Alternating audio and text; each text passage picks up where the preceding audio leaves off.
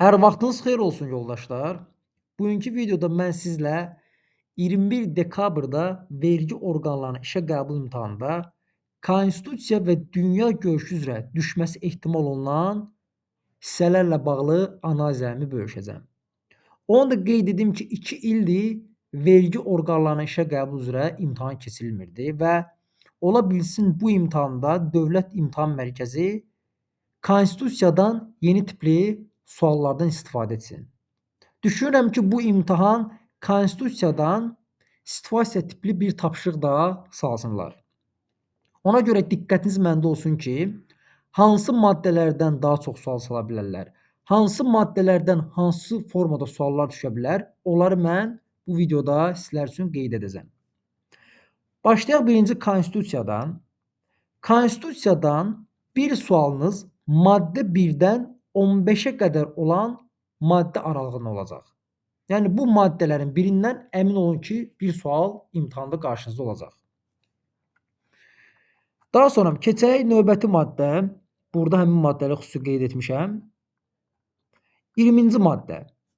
Dövlət borclarına qoyulan məhdudiyyət. Bu maddədən də sual düşə bilər. Növbəti maddəmiz bərabərlik hüququ maddəsi. Bərabərlik hüququ maddəsi geniş bir maddədir. Buradan da sual düşə bilər. Növbəti maddə mülkiyyət hüququ maddəsi. Mülkiyyət hüququ maddəsinə xüsusən diqqət yetirin. Hansı hallarda torpaq üzərində mülkiyyət hüququ məhdudlaşdırıla bilər və s. digər hallara da baxarsınız. Növbəti şəxsi toxunulmazlıq hüququ. Buradan da sual düşə bilər. Növbəti maddə azadlıqlardır yoldaşlar. Azadlıqların hər birinin adını bilməlisiniz. Hansı azadlıqlarımız var? Fikir söz azadlığı, vicdan azadlığı, məlumat azadlığı, sərbəst toplaşma azadlığı, yazıq azadlığı. Bunların hər birini bilməlisiniz. Bəzən elə olur ki, sual salırlar ki, konstitusiyaya əsasən hüquqları müəyyən edin. 3 dənə hüquq verirlər, bir dənə azadlıq salırlar araya.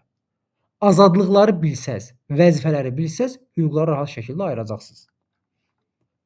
Daha sonra növbəti maddə seçki hüququ maddəsi. Xüsusən burada nəyə diqqət yetirərsiniz? Kimlərin seçilmək hüququ məhdudlaşdırıla bilər? Bu tip sual sala bilərlər. Maddə 57 müraciət etmək hüququ. Bura sual sala bilərlər. Növbəti maddə 60 hüquq və azadlıqların inzibati və məhkəmə təminatı. 71-ci maddə insan vətəndaş hüquq və azadlıqlarının təminatı. Hansı hallarda hüquq və azadlıqlar məhdudlaşdırıla bilər? O hallara xüsusən diqqət yetirək. Sonra vəzifələrdən vətənə sədaqət və dövlət rəmzlərinə hörmətdən bağlı sual düşə bilər. Onu da qeyd edim yoldaşlar. Deməli bir çox tələbə konstitusiyada hər bir şəxsdən hər bir kəs olan hissələri əzbərləyir. Yoldaşlar, heç vaxt Dövlət İmtahan Mərkəzi hər bir şəxsi dəyişib yerinə hər bir kəs yazıb testdə onu yanlış götürmür. Yəni Dövlət İmtahan Mərkəzi bu tip testlərdən istifadə etmir. Hüquqi baxımdan da bu doğru yanaşma deyil. Siz nəyə fikir verin? Daha çox hər bir vətəndaş olan yerə hər bir şəxs yaza bilərlər. Misal üçün, vətəni müdafiənin yerinə hər bir şəxs yaza bilərlər. Çünki bu səhvdir. Çünki vətəni müdafiə vətəndaşların vəzifəsidir. Burada hər bir vətəndaş yerinə hər bir şəxs yazılır, bu doğrudur. Amma hər bir şəxsi yerinə hər bir kəs yazıb bu tip testi salmırlar. Yəni Dövlət İmtahan Mərkəzinin bazasında bu formada test yoxdur. Yəni bu test hüquqi baxımdan yanlışdır. Yəni kim əgər onları əzbərləyibsə, boşuna vaxtını almasın. O tipdə test düşmür imtahana. Yalnız və yalnız hər bir vətəndaş olan yerə hər bir şəxs yazıb söz oyunu edə bilərlər. Bu hüquqi baxımdan doğru yanaşmadır. Daha sonra Milli Məclis. Milli Məclisdən nə sual düşə bilər sizə? Deputatlığa namizədliyə dair tələblər. Mütləq şəkildə buna baxarsınız. Xüsusən burada nəyə diqqət yetirin, onu deyəcəm sizə. Deməli, icra, məhkəmə və qanunverici sistemində qulluq edən yazılır. Burada qanunverici sistemi yoxdur. İcra və məhkəmə. Daha sonra bu cür söz oyunu edirlər. İcra və məhkəmə hakimə sistemində qulluq etmiş deputat seçilə bilməz. Burada edəni dəyişib etmiş yazılar. Buna fikir verin. Sonra Məhkəmənin qanuni qüvvəyə minmiş hökmü ilə azadlıqdan məhrum etmə yerlərində cəza çəkən yerinə çəkmiş yazırlar. Burada diqqətli olun. Yəni çəkmiş şəxs deputat ola bilər. İcra məhkəmə sistemində qulluq edən şəxs, yəni qulluq etmiş şəxs deputat ola bilər. Hal-hazırda qulluq edən deputat ola bilməz. Baxın, bu tip söz oyunlarına diqqət yetirin yoldaşlar, düşə bilər imtahana. Növbəti maddə 88 Milli Məclisin sessiyaları düşə bilər. Sonra deməli bu tip sual var DİMİN bazasında. Milli Məclis seçkilərdən sonra martın 10-nadək 83 deputatın səlahiyyəti təsdiq edilməzsə ilk iclas keçirilmir. Martın 10 yox, martın sonu yazırlar. Bu tip sual da var DİMİN bazasında. Bax, onu dəyişib sonu edirlər. Bu da çaşdırıcı məqamdır. Buna da diqqət yetirin. Sonra Milli Məclisin deputatının mandatından məhrum edildiyi hallar. Sonra Milli Məclisin deputatının səlahiyyətini itirdiyi hallar. Variant kimi yazırlar ki, Milli Məclisin deputatı hansı hallarda səlahiyyətini itirir? 3 variantı mandatını itirdiyi hal yazırlar. Bir dənə variantı səlahiyyətini itirdiyi halı yazırlar. Diqqətli olun. Növbəti 94. Yoldaşlar, əmin olun ki, imtahanda bir sualınız 94 və 95-ci maddələrdən olacaq. Hansıları sala bilərlər? Mən də onu sizin üçün xüsusi qeyd etmişəm. Misal üçün, ümumi qaydalarda soruşa bilər ki, sizdən hansı məsələlərlə bağlı 63 səs çoxluğundan qanun qəbul etmir. Deməli 83-ləri götürməlisiniz. Burada da nəyə diqqət yetirin? Milli Məclis seçkilər və Milli Məclisin deputatlarının statusu. Bunu silib yaza bilərlər Milli Məclisin statusu. Milli Məclisin statusu qanunla müəyyənləşdirilmir. Milli Məclis seçkilər və deputatların statusu. Yəni bu 2, 3 və 4-cü məsələlər 83 qanundur. Buradan bir sual düşəcək. Yaxud 95-ci maddə həll etdiyi məsələlər. Buradan da sual düşə bilər. Sual yaza bilərlər ki, Milli Məclisin səlahiyyətlərinə aid məsələlərdən hansıların həllinə dair qanunlar qəbul edilir. Ümumi qaydalardan da qanun yaza bilərlər variantı. Diqqətli olun. Ona görə 1-ci, 2-ci, 3-cü, 4-cü, 5-ci bənd yazılan məsələlərə diqqət yetirin. Yəni əmin olun ki, 94 və 95-ci maddədən bir dənə sual düşəcək. Sonra Milli Məclisin razılıq verdiyi məsələlər. Oradan da sual düşə bilər. 4 razılıq verdiyi məsələ var. Baş nazirin vəzifəyə təyin edilməsi, diqqətli oluruq, təyin yalnız, azad yox. Baş prokurorun təyin və azad olunması, silahlı qüvvələrin təyinatı ilə bağlı vəzifə icrasına cəlb edilməsi, bir də müharibə elan edilməsi və sülh bağlanılması. Bunlardan üçü prezidentin təqdimatı əsasındadır, biri prezidentin müraciəti əsasındadır. Bunlara diqqət etirsəz yaxşı olar. Sonra qanunverici təşəbbüs hüququ. Sual sala bilərlər ki, hansı subyektlərin qanunverici təşəbbüs hüququ var? Düşə bilər. Yaxud da hansı subyektlər qanun və ya qərar layihələrini təcil elan edə bilərlər? Düşə bilər imtahana. Növbəti icra hakimiyyəti prezidentliyə namizədliyə dair tələblər düşə bilər.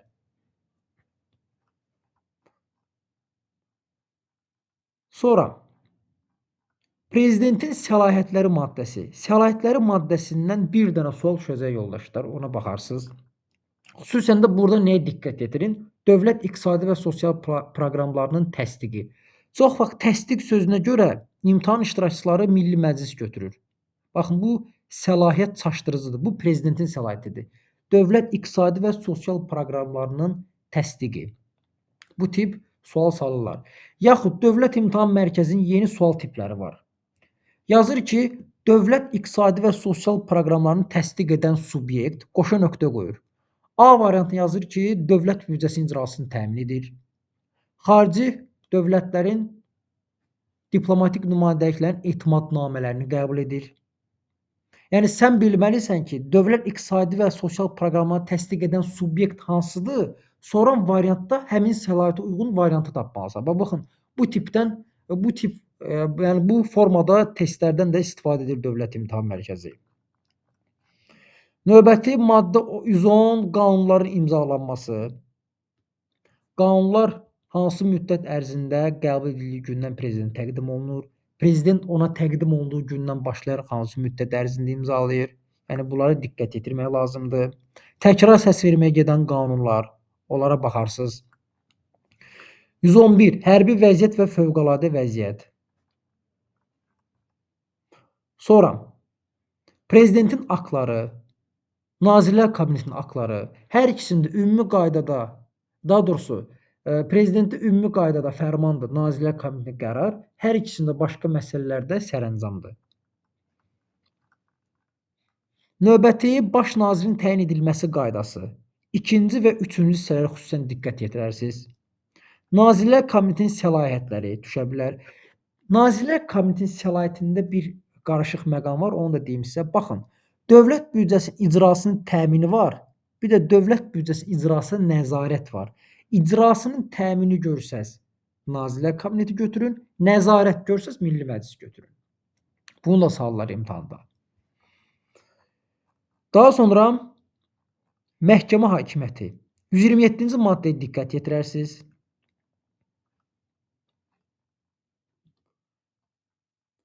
130-cu maddə. 130-cu maddə ilə bağlı ayrıca video izah var. Kim istəsə mən yaza bilər, göndərərəm. Ola bilər 130-cu maddədən sual salsınlar hüquqi aktların uyğunluğu yoxlanmasına bağlı. Amma rahat bir sual olacaq. Yəni çətin bir sual salmayacaqlar. Yəni kim istəsə mən yaza bilər, sorğu ilə bağlı video izahı göndərə bilərəm. Növbəti 133-cü maddə prokurorluq. Hansı prokurorlar necə təyin olunur, necə azad olunur? Yəni prezidentin təyin etdiyi prokurorlar, baş prokurorun təyin etdiyi prokurorlar, bunları mütləq şəkildə bilməlisiniz. Prezidentin təyin etdikləri baş prokurorun müavinləri, Naxçıvanın prokuroru və respublika ixtisaslaşdırılmış prokurorluqların rəhbərləri. Bunları baş prokurorun təqdimatı əsasında prezident təqdim edir. Yerdə qalan ərazi və ixtisaslaşmış prokurorlar isə prezidentin razılığı ilə baş prokuror təyin edir. Xüsusən iştirakçılar Naxçıvanın prokurorunun təyinində biraz çaşırlar. Orada çox vaxt Naxçıvan Ali Məclisi də yazırlar. Yoldaşlar, Naxçıvanın prokurorunun təyini məsələsində Ali Məclisin adı hallanmır. Baş prokuror təqdimat verir, prezident də təyin edir vəzifəyə. Ola bilər ki, bu imtahanda prokurorların təyin və azad olma qaydasından sual düşə bilər. 134-cü maddə Naxçıvanın statusu. Deməli yoldaşlar, bu imtahan Naxçıvan və bələdiyyədən əmin olun ki, çox sual düşəcək. Çünki Naxçıvan və bələdiyyə iştirakçıların ən çox çətinlik çəkdiyi mövzudur. 2023-cü ildə keçirilən imtahanda da Konstitusiyadan Naxçıvan və bələdiyyədən daha çox suallar üstünlük vermişdilər. Bu imtahanda da Naxçıvan və bələdiyyə üzrə olan maddələrə xüsusən diqqət yetirin. Naxçıvanın statusu. Baxın, Naxçıvanın konstitusiyasını hansı subyekt təsdiq edir? Hansı subyekt qəbul edir? Qəbul edirsə Ali Məclis, təsdiq edirsə Milli Məclis. Sonra Naxçıvanda hansı hüquqi aktlar məcburidir? Onlara baxarsınız. Naxçıvan statusu hansı hüquqi akt ilə müəyyən edilir? Ona baxarsınız. Naxçıvan konstitusiyası Milli Məclisə hansı subyekt tərəfindən təqdim edilir? Ona baxmaq lazımdır. Yəni və hansı hüquqi aktla təsdiq edilir? Mütləq onlara baxın yoldaşlar, düşə bilər imtahandan. Daha sonra 135-ci maddə hakimiyyətlərin bölünməsi. Naxçıvan Ali Məclisi hansı hüquqi aktlar ilə onun səlahiyyətlərinə aid edilən məsələlərin həllində müstəqildir? Məhkəmələri hansı hüquqi aktlar ilə onun səlahiyyətlərinə aid edilən məsələlərin həllində müstəqildir? Və yaxud da Nazirlər Kabineti. Onlarda mütləq şəkildə baxarsınız. Daha sonra 138 Ali Məclisin müəyyən etdiyi ümumi qaydalar. Daha sonra Ali Məclisin həll etdiyi məsələlər. Deməli, Dövlət İmtahan Mərkəzinin yeni tipli sualı var. Onu da diqqətli çatdırın. Ola bilər ki, bu imtahan vergidə salsınlar. Çünki dövlət qulluğu imtahanlarında tez-tez bundan istifadə ediblər. Deməli, sualın tipi belədir ki, yoldaşlar. Yazır ki, Naxçıvan Muxtar Respublikasında baş nazirin vəzifəyə təyin edilməsi Ali Məclisin səlahiyyətindədir. Analoji vəzifə Azərbaycan Respublikası münasibətdə hansı subyektin səlahiyyətindədir? Prezident. Bu sualdan dövlət qulluğu imtahanında istifadə olunmuşdu. Ola bilər ki, bu dəfə də vergi imtahanında yeni tipli sual olduğu üçün istifadə etsinlər. Daha sonra Ali Məclisin həll etdiyi məsələlər, buna diqqət yetirərsiniz. Naxçıvanın baş naziri necə təyin olunur? Naxçıvanın Nazirlər Kabinetinin tərkibi necə təsdiq olunur? Baxın, burada təklif var, təqdimat yazırlar. Diqqətli olun. Bələdiyyələr. Bələdiyyələrdən nə düşə bilər? Burada diqqətli olun yoldaşlar. Bələdiyyənin statusun əsaslarını görsəz konstitusiya götürün. Statusu görsəz qanun götürün. Və düşə bilər bu imtahana. Statusun əsasları konstitusiya, status qanun. Bir də seçkilərin qaydası qanun. Statusu da harda yazılıb? Milli Məclisin müəyyən etdiyi ümumi qaydalar 94-cü maddədə. Status qanun, statusun əsasları konstitusiya. Bu düşə bilər imtahana. Ona görə buna xüsusən diqqət yetirərsiniz. Bələdiyyənin səlahiyyətləri, səlahiyyətlərindən sual düşə bilər. Misal üçün yazırlar ki, bələdiyyənin sədr müavini bələdiyyənin sədri seçir. Ən çaşdırıcı cümlə. Bələdiyyənin sədri yox, bələdiyyənin sədr müavini elə bələdiyyə iclasında seçilir. Sonra burada yerli sosial müdafiə var. Sosialı çıxardıb yerli müdafiə yazırlar. Hətta bununla bağlı bir dəfə dövlət qulluğu imtahanında konstitusiyanın situasiya tipli tapşırıq da salmışdılar. Yerli müdafiə ilə bağlı məsələ müzakirəyə çıxır və s. Yəni yerli müdafiə yoxdur, yerli sosial müdafiə var. Sonra yerli iqtisadi inkişaf proqramının qəbul icra edilməsi, dövlət iqtisadi inkişaf proqramına yazırlar, diqqətli olun. Bu tip söz oyunu edə bilərlər. Sonra bunu qeyd etməmişim 145-ci maddə yerli vergilər və ödənişlərin müəyyən edilməsi 3-2 səs çoxluğu.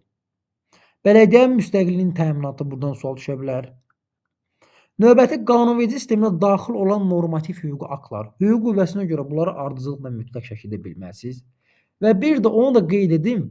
Baxın, tərəfdar çıxımız beynəlxalq müqavilə var ki, o da normativ hüquqi akt. Onu da normativ hüquqi akt kimi götürün. Çoxları onu normativ hüquqi akt kimi götürmür, burada yazılmadığı üçün. Amma yoldaşlar, burada qeyd olunur ki, tərəfdar çıxımız beynəlxalq müqavilə qanunverici sistemin ayrılmaz tərkib hissəsidir. Ona görə də o normativ hüquqi aktdır. Misal üçün, baxın, burada 5-ci hissə var. Dövlət İmtahan Mərkəzinin bazasında belə bir cümlə var. Yazır ki, yerli icra hakimiyyəti orqanlarının səlahiyyətləri daxilində qəbul etdiyi normativ xarakterli aktlar tərəfdar çıxdığımız beynəlxalq müqaviləyə zidd olmamalıdır. İmtahan iştirakçısı bu tip cümləni görmədiyi üçün testdə, daha doğrusu kitabda, gedir səhv götürür. Burada qeyd olunub ki, öz səlahiyyəti daxilində normativ xarakterli akt qəbul edə bilər bir şərtlə. Bu normativ hüquqi aktlara zidd olmamalıdır. Bir də yoldaşlar, baxın, bu 5-ci hissədə olan cümlə var. Bunu verirlər ki, öz səlahiyyətləri daxilində yerli icra hakimiyyəti orqanları qanunverici sisteminə daxil olan aktlara zidd gəlməyən normativ hüquqi akt qəbul edə bilər. Normativ hüquqi yox, normativ xarakterli hüquqi akt qəbul edə bilərlər. Daha sonra 149-cu maddə normativ hüquqi aktlar. Burada nəyə diqqət yetirin? Dərc edilmiş fərmanların tətbiq və icrası kimlər üçün məcburi deyil? Həm fərmanların, həm də Nazirlər Kabinetinin qərarlarının. Məcburi deyil desə, qanunvericilik, məhkəmə və bələdiyyə götürərsiniz. Bunu testdə salırlar. Qanunvericilik, bələdiyyə və məhkəmə.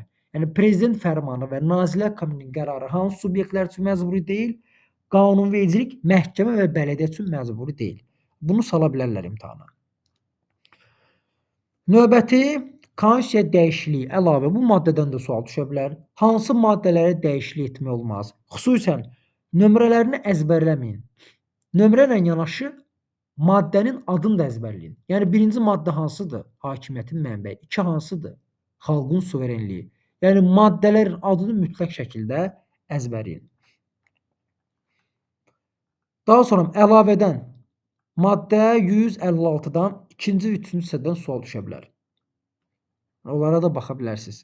Konstitusiya əlavələri haqqında konstitusiya qanunları Milli Məclisə neçə dəfə səslə qoyulur? 2-ci səsvermə 1-ci nə qədər müddət sonra keçirilir? Daha sonra keçək dünya görüşünə. Yoldaşlar, biz ki, dünya görüşü qapalı qutu kimi bir şeydir. Yəni tam təxmin etmək olmur ki, dünya görüşündən 20 sual da buradan düşəcək. Bəzən elə sual düşür ki, imtahana hazırlaşan namizədlər bir kitabı əzbərləyir, amma imtahanda gedir kitabdan oxumadığı hissələrdən suallar düşür. Bu təbii ki, normaldır. Çünki dünya görüşü elədir ki, konstitusiyanın 158 maddədən məhdudlaşmır. Dünya görüşü geniş anlayışdır. Ona görə mən sizə dünya görüşündən hardan suallar sala bilərlər, hansı mövzulara toxuna bilərlər, onları qeyd etmişəm. Və ümid edirəm ki, imtahanda da bu hissələrdən suallar çıxar qarşınıza. Başlayaq birinci. Birinci Dünya müharibəsində fərqlənmiş Azərbaycanlı hərbiçilər. Sala bilərlər bunu imtahana. Sonra xalq cümhuriyyətinin hökumətlərinin ordu, yəni birinci hökumətin ordu quruculuq sahəsində tədbirləri, mədəni quruculuq sahəsində tədbirləri. Sual sala bilərlər ki, xalq cümhuriyyətinin birinci hökumətinin ordu quruculuğu sahəsindəki tədbirlərinə aid olanı seçin. Üçüncü hökumətdən sala bilərlər variantlara. Daha çox ordu, mədəni, sosial, iqtisadi və xarici siyasət sahəsindəki fəaliyyətlərinə baxarsınız yoldaşlar. Daha sonra 2-ci Dünya müharibəsi. Müharibədə fərqlənmiş hərbiçilər və diviziyalar. Diviziyalara mütləq şəkildə baxarsınız. Daha sonra dövlət rəmzlərinin qəbulu. Bunu xronoloji ardıcıllıq kimi sala bilərlər. Azərbaycan tarixinə aid xronoloji ardıcıllıq sala bilərlər. Misal üçün 1920-ci illərə aid doğru olanı seçin. Yaxud da Azərbaycan tarixi 1940-cı illə aid olan hadisələri seçin. Yaxud da 60-cı illərə. Onlara baxarsınız. Sonra ümumi isə müsəlmanların qurultayları. Onlara baxarsınız. Hansı şəhərlərdə keçirilib, hansı qurultaylar. Azərbaycan üzv olduğu beynəlxalq təşkilatlar, misal üçün ən birinci və ən sonuncu üzv olduğu təşkilat kimi sual sala bilərlər. Sonra Heydər Əliyev və İlham Əliyevin prezidentlik dövrünə aid olan hadisələr. Misal sual sala bilərlər ki, Heydər Əliyevin prezidentlik dövrünə aiddir. Hadisələrdən birini varianta yanlış bənd kimi İlham Əliyevin prezidentlik dövründən sala bilərlər. Sonra Azərbaycan neft-qaz siyasəti. Mütləq bu hissəyə baxın. Neft-qaz siyasətinə baxın. Hansı layihələrə qoşulmuşuq? Mütləq şəkildə baxın. Sual düşə bilər oradan. Dünya Azərbaycanlıların qurultayları. Qurultaylarına baxın. Ən sonuncu qurultay harda keçirilib? Şuşa şəhərində. O da düşə bilər imtahana. Sonra 2-ci Qarabağ müharibəsindən sonra Qarabağda mədəni quruculuq tədbirləri. Nümunə kimi qeyd etmişəm. Vaqifin məqbərəsinin yenidən qurulması. Burada üzrü sayın orfoqrafik səhv olub. Vaqifin məqbərəsinin yenidən qurulması. Sonra Yuxarı Gövhərağa və Saatlı məscidlərin bərpası. Daha sonra Dəmir Yumruq abidəsi hardadır? Xocavənddə, Hadrut qəsəbəsində. Düşə bilər bu yoldaşlar. Sonra rayonların işğaldan azad olunma tarixləri, xronoloji ardıcıllığı mütləq şəkildə bilməlisiniz. Hətta müharibənin ilk günündə hansı ərazilər işğaldan azad olunub. Sonra Azərbaycanda elan olunmuş illər, mütləq şəkildə illərə baxarsınız. İllərdən salırlar sual dünya görüşünə. Sonra memarlıq abidələri. Memarlıq abidələrindən də tez-tez suallar düşür. Sual salırlar ki, 3-cü, 7-ci əsrə aid olan memarlıq abidələrini seçin. Varianta 13-cü, 14-cü əsrə aid olanları yerləşdirirlər. Yaxud 18-ci əsrə aid olan memarlıq abidələrini yerləşdirirlər. 15. Versal-Vaşinqton sistemi, ona baxarsınız. Soyuq müharibə, Kuba böhranı, ona baxarsınız. Sonra Körfəz müharibəsi düşə bilər. 18. Postsovet ölkələrində ərazi münaqişələri. Yəni postsovet ölkələrində hansılarında hansı ərazi münaqişələri var. Sonra iqtisadi rayonlar, mütləq şəkildə iqtisadi rayon, 14 iqtisadi rayonun hər birinə baxın. Sonra Qarabağ müharibəsindən sonra hansı iqtisadi rayon yaradılıb? 2 dənə. Şərqi Zəngəzurla Qarabağ. İqtisadi rayonlara mütləq baxın. Hətta iqtisadi rayonlardan sual sala bilərlər xəritə ilə. Baxın, xəritənin də nümunəsini vermişəm sizə. Xəritə belə olur imtahanda. Yəni bir dənə xəritə sualınız olacaq, əmin olun. Xəritəyə belə nömrələr qoyacaqlar. Yəni narahat olmayın, xəritə sualı rahat olur. Sadəcə xəritədə sizdən soruşulanı dəqiq bilsəz, onu siz tapacaqsınız. Misal üçün imtahanların birində salmışdılar ki, sitrus meyvəçiliyinin inkişaf etdiyi rayonu müəyyən edin. Yəni xəritədə müəyyən edin. Hamı bilir ki, sitrus meyvəçiliyi cənub tərəfdədir. Yəni xəritədə onu müəyyən etmək olur. Yəni bu tip rahat suallar salırlar. Sonra Azərbaycan kənd təsərrüfatı.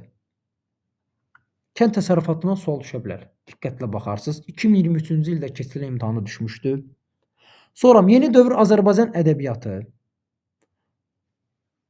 Səməd Vurğun, Sabir, Rıza, yəni Rəsul Rıza, Mirzə Fətəli Axundov düşə bilər buradan suallar. Sonra 23 Azərbaycan kinoları. Kinolara da xüsusi yer verirlər imtahanda. Baxın, burada hansılar düşə bilər, onlara qeyd etmişəm. Kinonun adı və kimin əsəri əsasında ekranlaşdırılıb. Burada qeyd etmişəm, düşə bilər. Ona görə bunlara baxarsınız. Sonra Azərbaycan UNESCO-da təmsil olunan maddi mədəni irs siyahısı düşə bilər. Sonra Olimpiyadalarda uğur qazanmış idmançılarımız sala bilərlər. Beynəlxalq təşkilatlar, misal Şanxay Əməkdaşlıq Təşkilatı, BMT, NATO, bunlardan sual sala bilərlər. Qoşulmama hərəkatı, sonra takım və sair digər təşkilatlardan sual sala bilər. Yəni ümumiyyətlə bütün təşkilatlara baxsaz yaxşı olar. Müharibədən sonra Qarabağda nəqliyyat infrastrukturu, hava limanları. Baxın, hava limanlarının xronoloji ardıcıllığını bilin. Füzuli, Zəngilan, ən axırıncı Laçında açılıb Qorçu kəndində dəniz səviyyəsindən 1700 metr yüksəklikdə Laçın aeroportu. Deməli yoldaşlar, dünya görüşünə aid olan hissələr bu qədər. Təbii ki, bu təxminlərdir, analizlərdir. Ola bilər ki, heç burdan da düşməsin suallar. Amma ümumi olaraq buradan 10 sual düşə bilər. Yəni burada qeyd etdiyim mövzulardan 10 sual düşə bilər. Çünki dünya görüşü geniş anlayışdır, material çoxdur. Bilmək olmur hardan sual düşür. Mən də sizlər üçün əvvəlki imtahanlarda düşmüş və xüsusən də Naxçıvanda keçirilən vergi imtahanında düşmüş sual tiplərinə uyğun olaraq sizlər üçün burada proqramı mən yerləşdirmişəm. Yəni bu proqramlar da həmin imtahanlarda düşmüş sual tiplərinə uyğundur.